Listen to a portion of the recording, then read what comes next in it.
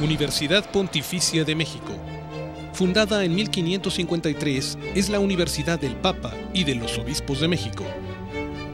Licenciaturas en Teología, Filosofía, Derecho Canónico, Derecho Civil y Ciencias Religiosas. Diplomados en Espiritualidad y Mística, Teología, Filosofía, Latín, Hebreo, Griego, Antiguo y Nuevo Testamento, Liturgia y Religiones del Mundo. Taller para grupos litúrgico-musicales.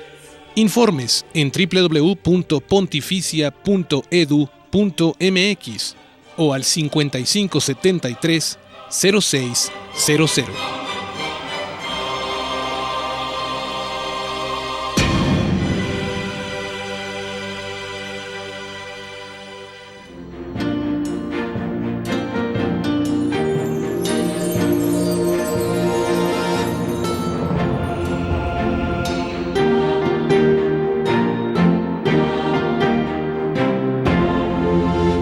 Ya estamos de regreso, queridos amigos, en este programa en el que estamos dándole a conocer a usted o dándole a recordar esta impresionante figura de este niño mártir de México, José Sánchez del Río.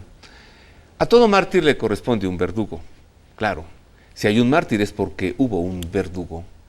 Y si hubo un verdugo es porque se dieron condiciones de persecución a la fe, porque se es mártir por odio a la fe o por odio a la moral. ¿Quién fue el verdugo de José Sánchez del Río? El gobierno mexicano. Hubo verdugos intelectuales y hubo verdugos ejecutores. Vamos a conocer, vamos a recordar cuál era la situación en aquel México rojo, como le llamó un sacerdote jesuita en francés, au Mexique rouge, el México rojo, el México ensangrentado. ¿Qué sucedió durante este llamado conflicto cristero?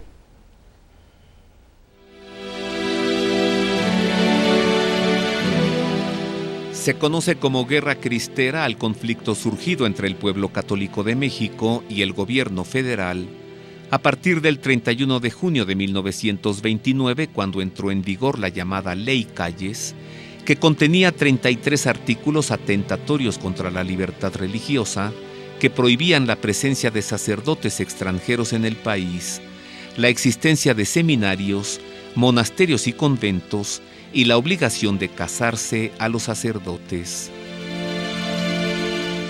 En señal de protesta, la Iglesia suspendió el culto. Se cerraron las iglesias y la Liga Nacional Defensora de la Libertad Religiosa convocó a la resistencia.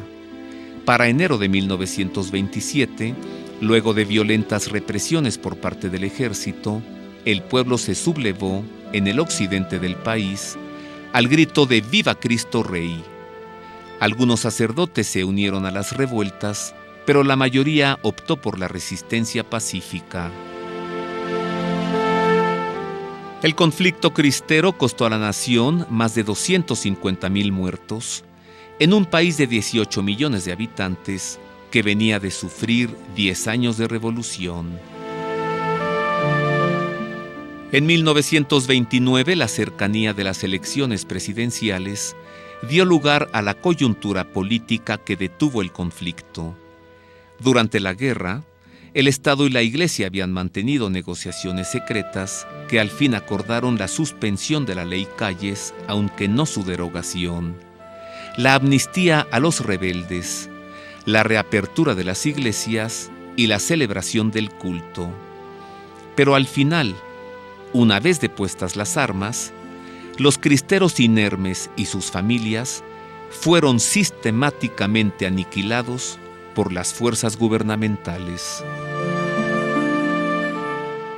Este fue el entorno de José. A ese Goliat se enfrentó este pequeño David. Pero además, hubo muchos verdugos, ¿no, Toño?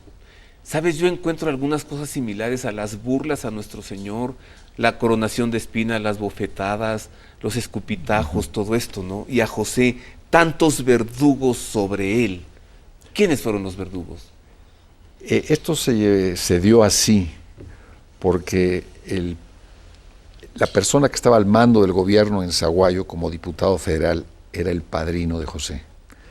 Entonces, de cierta forma, él no quería, él tenía cariño por su ahijado y no quería matarlo. Desgraciadamente, como Poncio Pilatos, que supuestamente no quería matar a Jesucristo y por esa acción pues ni lo salvó, y sin embargo fue golpeado que no debería haber sido golpeado, fue coronado de espinas que no debería haber sido coronado de espinas, y fue llevado a la cruz de la forma en que fue.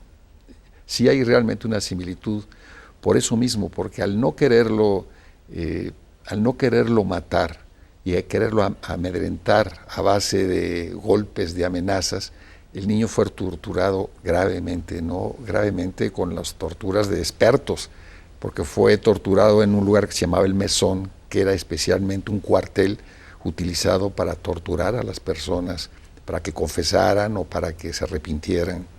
Ahí fue llevado José horas antes de ser ejecutado, y ahí, en ese lugar,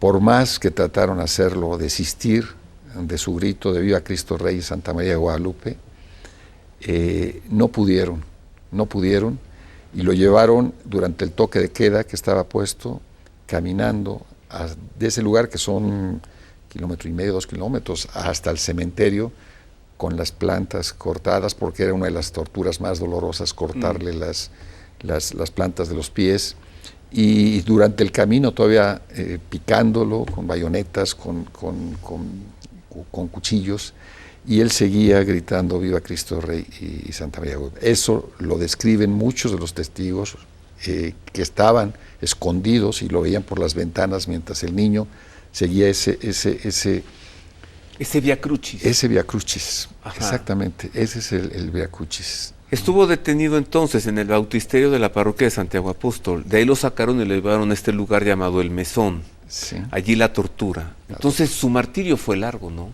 El tiempo que estuvo prisionero. Bueno, de cuando lo capturan en Cotija, lo encarcelan, lo torturan, lo llevan caminando hacia el cementerio. Y allí, ¿qué pasó después? En el cementerio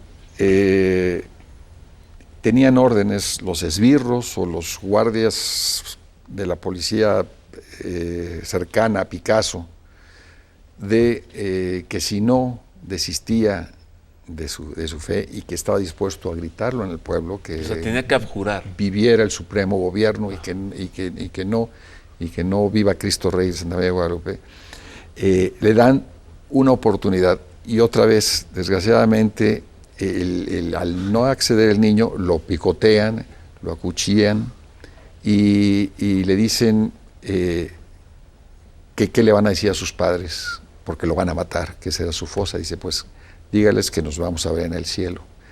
Ante esa situación crea más coraje en las personas y lo acuchillan, definitivamente cae al suelo, y en el suelo un guardia de las conocido como el Zamorano, le da lo que es el tiro de gracia, como estaba estipulado que se debía hacer en esos momentos, un tiro de gracia en el cráneo, detrás de la oreja, ¿no? Años después, su propia madre, creo que en 1950 y tantos, exhumó los restos de su hijo, ella, y ella limpió los huesos de su hijo, ella, y cuando sacó el cráneo, hizo así y sonó clac, la bala adentro. De ahí lo llevó a la parroquia de Santiago, no, la del Sagrado Corazón. Del Sagrado Corazón de Jesús, y quedó en una cripta que se abrió para su beatificación. Y le pregunté al cardenal Juan Sandoval Íñiguez en torno a la beatificación de este niño, porque él formó parte, ya que gracias a que lo puso en el grupo grupo de mártires que él traía. ¿Cómo fue la beatificación de este niño en el Estadio Jalisco? Y el cardenal Sandoval nos refirió lo siguiente.